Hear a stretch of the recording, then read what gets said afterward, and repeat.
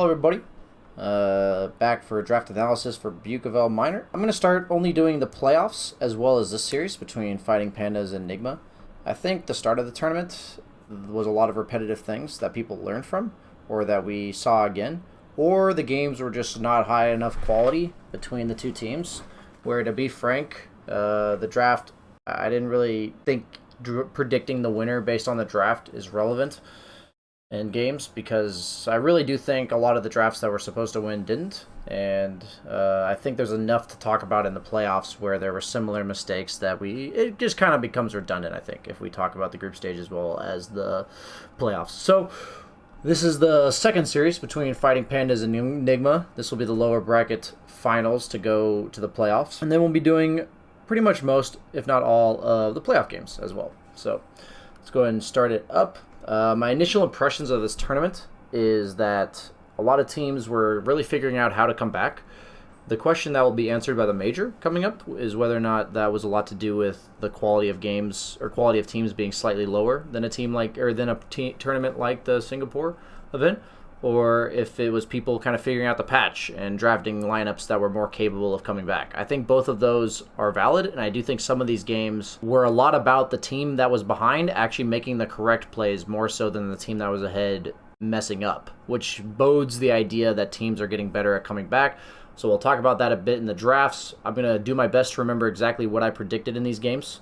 I'll give my impression of the draft either way.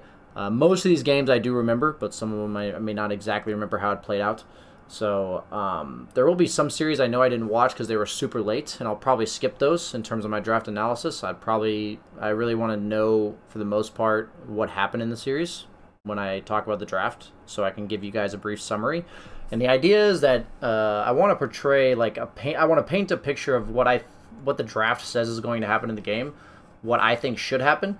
How I learn if I mess up the prediction, and also if you want to watch how a team messed up or how a team played a specific draft, that because you're trying to learn or you're trying to understand better or whatever, you're just interested. That's what the goal is I can paint a little picture for you, and then you watch the draft and you're like, oh, that seems interesting to me, and I want to go watch that game and see what BSJ is talking about. So that's what we're going to do here.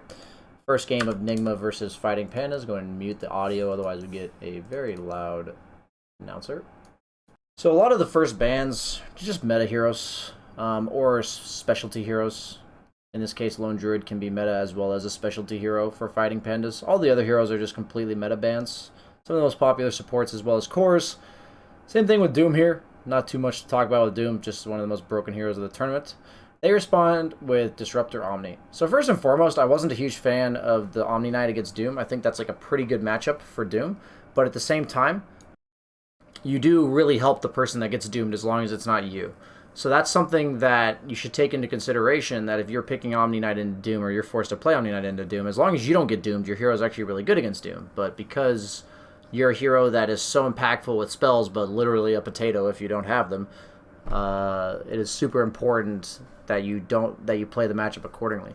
And they pick Rubik. I don't think Rubik's all that great against Disruptor, but it's really nice. Again, Disruptor's also just a meta support for people who haven't been watching the tournament. But he's really nice against Omni Knight. So I think that's why they picked the Rubik. Another meta support himself. Only scary thing is they do reveal the 4 position, which makes Doom almost certainly a 3. But by no means is that locked in. I believe they actually run Doom 5 this game, but we'll check to make sure. Slark, one of the most elusive carries in the game right now, that's really good against Doom. It lanes well against him, lanes well against Rubik. You can pack off the Fade Bolt. You generally just trade really well against melee offlaners, and it's just a really popular safe lane right now. So not much else to say about that one right now. Because Slark's banned out, Morphling, who's really good in lane against Omni, and whose primary counter is Slark in this current meta, that makes a lot of sense that they ban that out. Omni Knight Huskar can get incredibly annoying.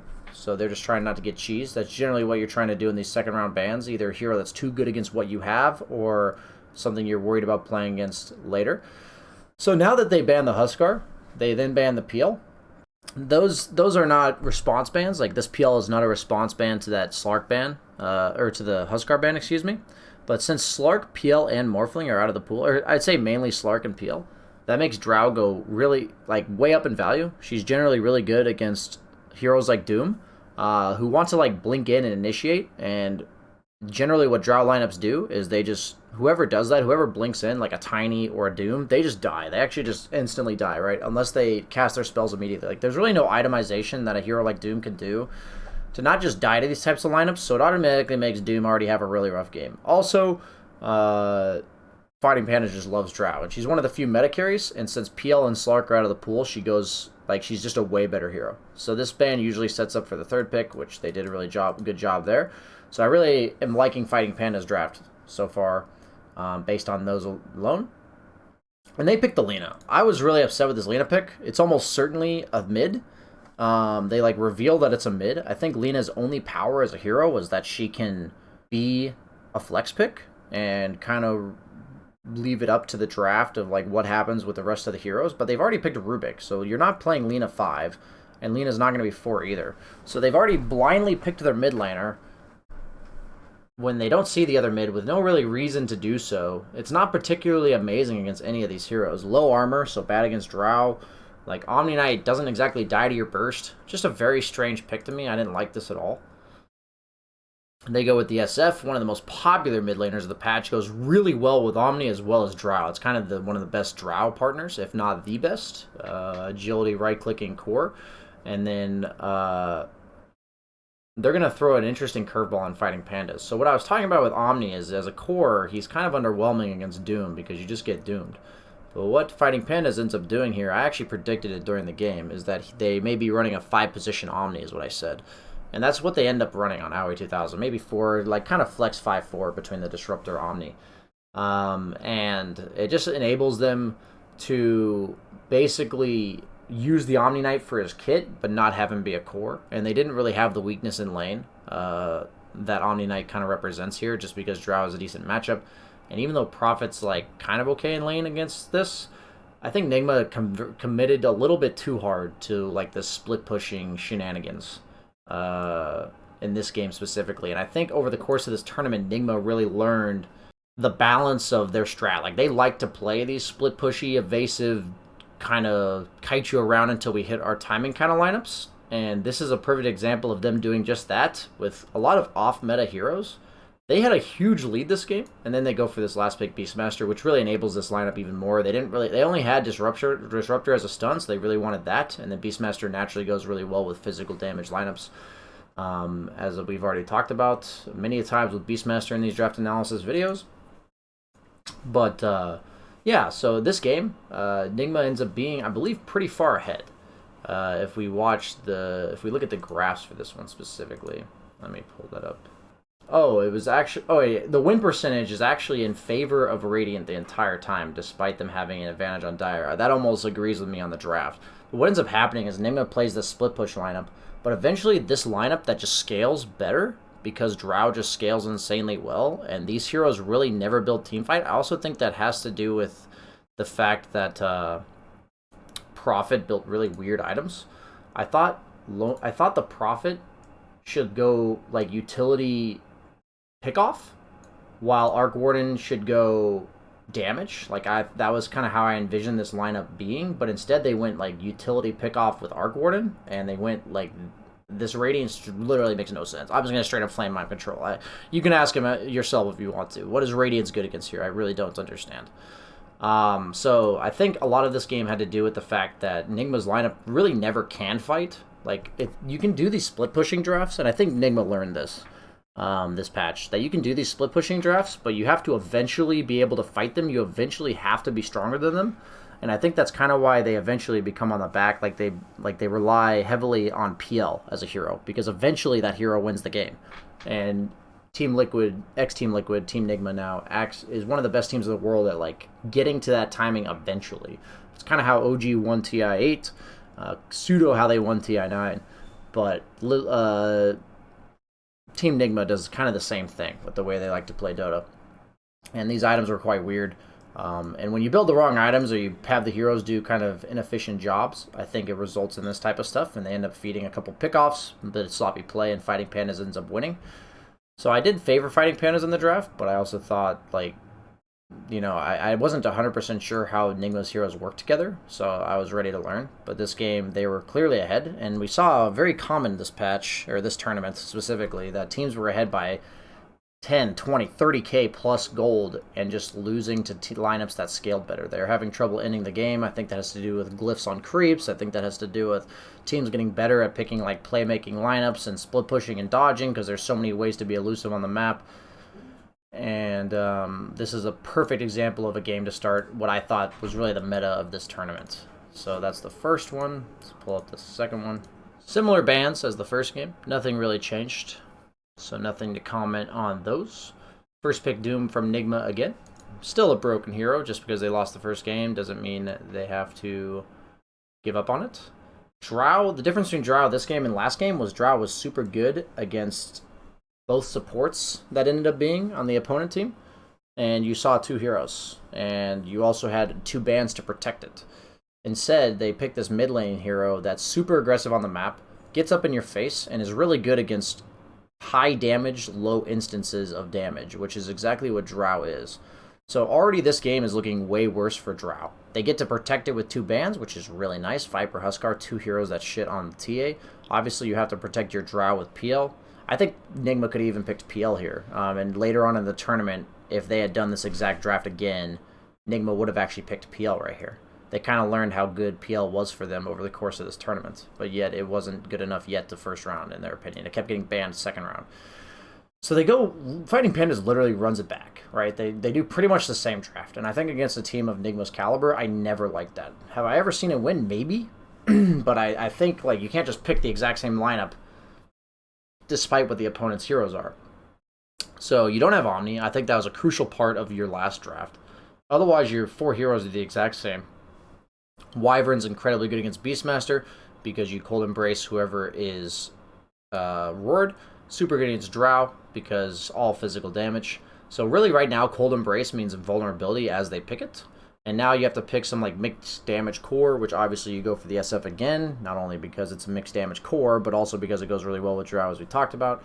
But Nigma, I think, is just really has the upper hand in this draft right now for all the reasons I've talked about so far.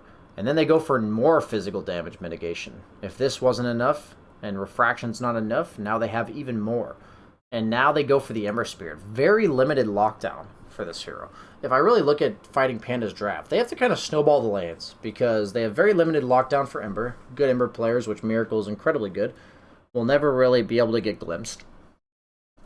And then on top of that, Beastmaster does generally struggle against Lich +1 in lane. Like, Lich makes it so heroes like Ember that previously might struggle against the physical damage early with like low base armor and no real way to get past it, it allows them to like run and man up. It's kind of like an Iron Shell for Ember. Like, it works really well with Ember, but lane matchups like this are heavily swayed by the support. Like, when I say lane matchups, I'm talking Ember versus Beastmaster. I'd say it's probably pretty even, if not maybe Beastmaster favored, but because you have Lich, who pretty much negates Beastmaster's kit, in terms of its effectiveness, I think Ember now wins this lane pretty hard and snowballs. So I really like this pick. It gives them a hero that plays alone, while the rest of the team can look to play around the timings of the TA. So Ember's really fast for the first like 10-15 minutes. He's very active, and then after that he wants to play kind of like split push heavy, while TA hits her timing. So the timings of this lineup really go well together. And now they have heroes that really get up in the face of this Drow, which I like a lot as well. And they go for this Jakiro, which it's like a last pick Jakiro, and it's just, I see what they're going for. Like, against the towers, you have the Jakiro. You also are decent against the TA's Refraction as well as the Wyvern Cold Embrace. But overall, it's just a last pick support that I look at it and I say it doesn't change the status quo of the draft. And I really liked this draft for Team Nigma. I honestly, if you want my TLDR of this one, I just think you don't beat a team like Team Nigma drafting the same lineup in like twice in a row where they're ready for it this time. You're not going to catch them off guard. Okay, moving on to game 3. So the important thing about that Ember pick is sometimes you only can pick a carry because of the support you have. Like, if you have a support Oracle against Batrider, you don't have to pick a carry that's like standard good against Batrider, right? You can pick something that's better for the game if you want. Similar here, where even though Ember struggles against Beastmaster a bit in lane, now he no longer does. And he's actually pretty good against Beastmaster after the laning stage. So that's an example of something you can keep in mind as a carry player when you're picking. Wyvern gets through the first round this time. She was second round in last game, but teams were starting to prioritize Wyvern much higher over the course of the tournament. They were prioritizing her very highly as well at the Singapore event. So just a good hero. Another 2 good heroes. Not really much else to say about these. But very little lockdown. And I like TA a lot against a Batten because you're mobile, he never really silences you, and you very easily proc his ultimate. Like, you don't have to do much. Like, you hit him twice and he just gets his ultimate procced. So, like, heroes that don't have to commit all that hard and proc the ultimate of a Batten are usually very good. And TA's, like, it's no other way to explain it, but heroes that either want to hit a Batten a lot or can easily pop their ultimate, his ultimate, without having to commit very hard. So they do the same bans to protect their TA. They ban the Slark Drow. Drow probably goes really well with the TA. And then Slark is just really good in lane against a Batten. And then they do this Jakiro thing again. Which, Jakiro is just not a meta hero for a reason, in my opinion. But I don't hate the pick here as much as I did in the previous draft. Venge somehow scrapes through this late in the stage of the draft. Underlord's my favorite pick against Storm Spirit, by the way. I just love this hero against Storm Spirit. It basically makes... I just realized, I think this is the first series of these two teams. Did I watch the wrong game? I did. XD. Well, we'll give you both series. So, happens to be that this is actually the first series between these two teams. So I really liked Underlord this game against the Storm. It's my pick in pubs. The AoE root's like really hard for Storm to fight into, and oftentimes Storm has damage issues. So that's like the best way like, and Underlord really makes it so lineups that have damage issues are really countered by his passive and the whole way he builds his hero. So they actually ban out the Razor because they're scared of the lane matchups for a Batten in the offlane, it looks like. They ban out the Ursa, pretty much one of the only lane counters left. They're not concerned about the game as much because I think they have the game plan won, so they're more concerned about the lane. The problem I have with this Clinks pick is that it's the same as TA. Single target, physical damage. And then they just get last picked by PL. So in this draft, I actually predicted Nigma to win. I thought Underlord was going to be enough. I thought they were going to to counter this PL in the Storm. I thought they were just going to be able to group up and fight and hit the timing before PL comes online. And then just end the game because they have so much innate damage. They just kill Roche, all that kind of stuff. I thought PL was not going to be able to get to his timing. But teams, I think, two things. Weren't playing cleanly enough to get to that stage most of the games in this tournament. But also because teams are figuring out how to stall the game better. I will say, playing in Storm Spirit, you just can't be these tanky heroes on the map that are mobile and be sitting at 60% health. You just can't do it. And I think Mind Control makes a really rookie mistake this game several times where he just gets picked off farming lanes at like 60% health. Because Storm Spirit can easily kill you when you're at 60%, but it's really hard for him to put out enough damage to kill you when you're at 100%. So itemizing and playing according to the fact that you just need to be full health against a hero like Storm on the map is really important.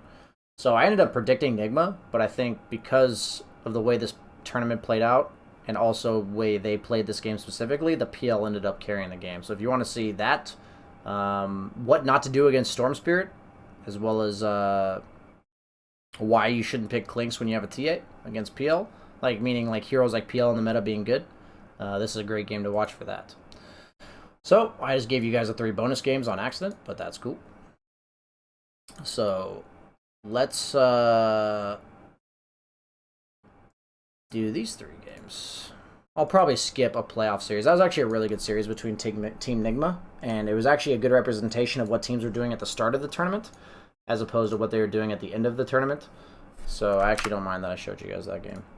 We'll do this series real quick, and then I'll go, and I'll come back for the rest of it after the yoga and everything. I'm here to behave, be friendly, and learn from BSJ. That's a nice smiley face attitude. So, we got game 1 of the second series from Nigma and Fighting Pandas. Let's see how much has changed in the tournament since then. Io's gone up in value. Abaddon's also gone up in value. Don't really understand the Meepo ban, but that's okay. Tree manages to skate through because Disruptor also went up in value over the course of the tournament. Oops. I guess it's loading the other game is what's happening here. I want to be able to download the games without having them load like this, but I guess that's not possible. So let's go back real quick. Another hero that also went up in value over the course of the tournament was Lich going to first round. He went from like a late pick to a first round pick just because he really lane secures really hard. He's just really hard to lane against as any offlaner. I've noticed that myself already coming back and playing pubs. ET, another very strong lane support. So they go for this first round Storm Spear, which is real ballsy, if to say the least. They ban out the lane counters in the Huskar and Lina against the Storm Spirit. They ban out the Beastmaster. I think that's just a Fighting Pandas hero, not necessarily a ban that has anything to do with it being amazing this game. It's just really good for, like, they like to play around it. And then they plan to pick a strength offlaner. They have a strength support, and Lich does nothing to Timbersaw, so this makes a lot of sense. Timbersaw's kind of like the cheese offlaner right now. Like, if they have nothing to deal with it or they pick a bunch of strength heroes, Timbersaw can be super frustrating. Fighting Pandas then mixes it up with Enchantress, which is like a very peculiar pick to me. We haven't seen any Enchantress like this entire tournament, pretty much, and this entire meta. And they're kind of just all over the place. Like, is this a 5 Enchantress, 4 Enchantress, 4 Omni, 5 Omni?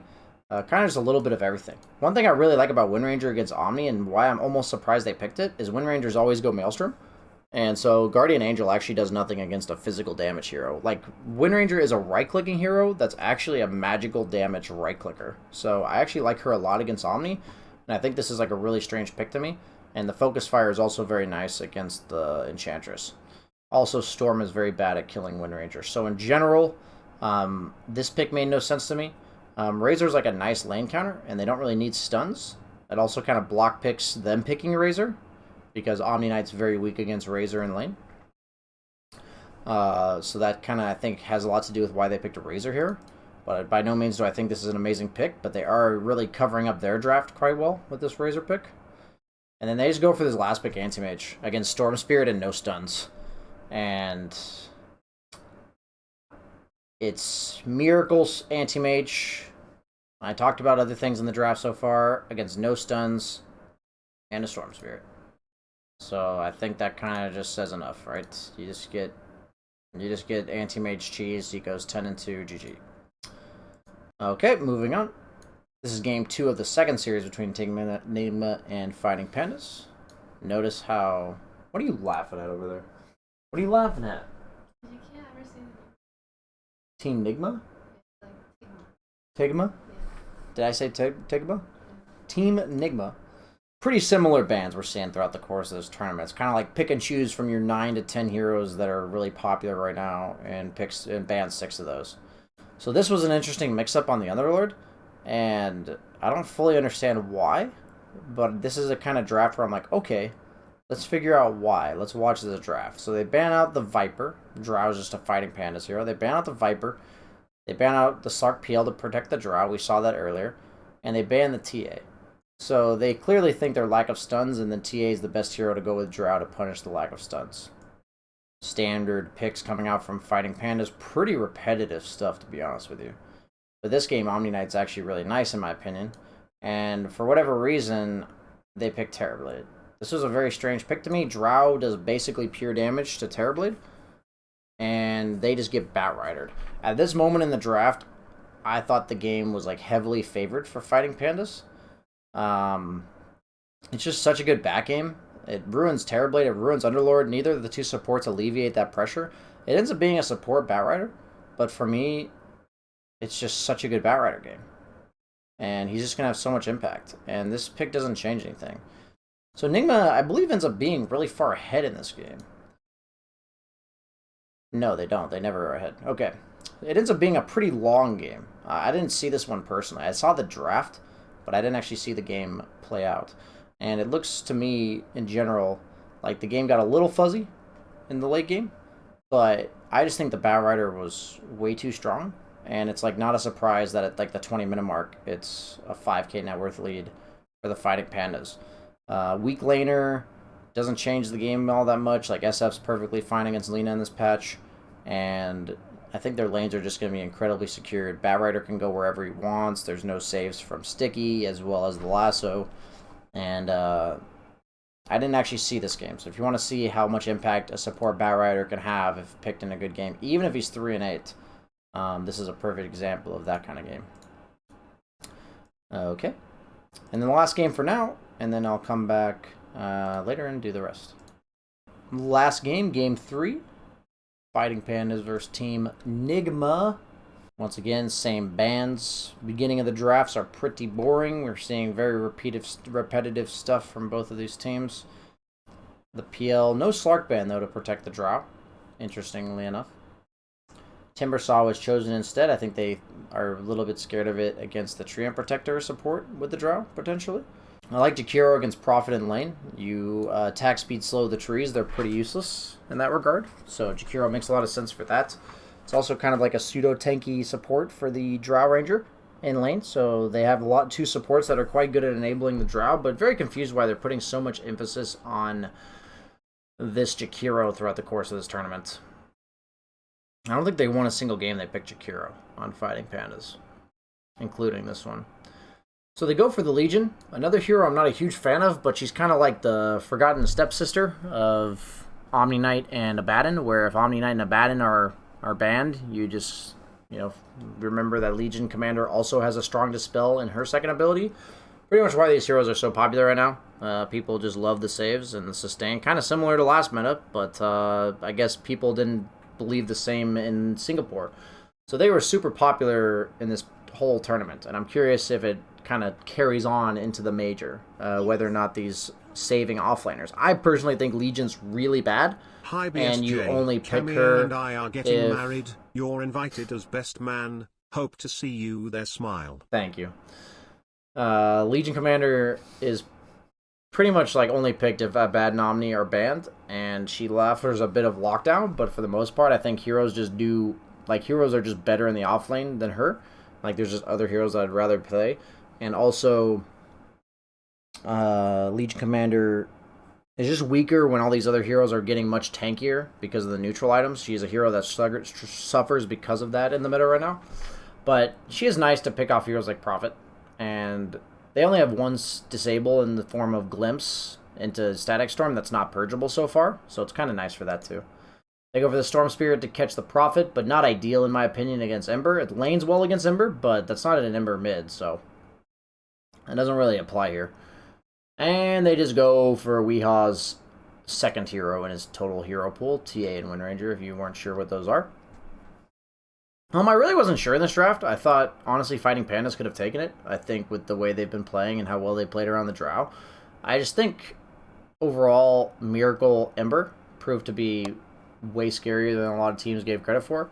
And he kind of just owned them once again. And he just took over this game pretty early on. And it is a very good Windranger game as long as he gets his win run off before he gets silenced. So overall, they end up winning this game on Team Nigma. This was a great series, both series between Team Nigma as well as Fighting Pandas. But in terms of draft analysis, this series is just showing that teams kind of develop a meta between the two of them. This was kind of the biggest meta between two teams throughout the course of this tournament, I think. And even though it was just group stage, it was a very interesting two series to watch in a row and see how both teams can kind of pick similar lineups both times, but because one or two heroes is different, or a hero like Jakiro, in my opinion, is just underwhelming, it could really sway what team wins. There's back and forth. Both teams won 3 games between the two series, and very similar drafts every game. So definitely a great series to see the two of them in terms of back and forth meta between two teams that forms. So I'll be back, guys, in a bit, and hope to see you guys then. I've got some plans with Kali, so I'll be back. And Shaggy, man, thanks for the tier 2 sub. I appreciate it, dog. Tier 2 sub? Yeah. Wow. You stole my GF, though. See you guys later.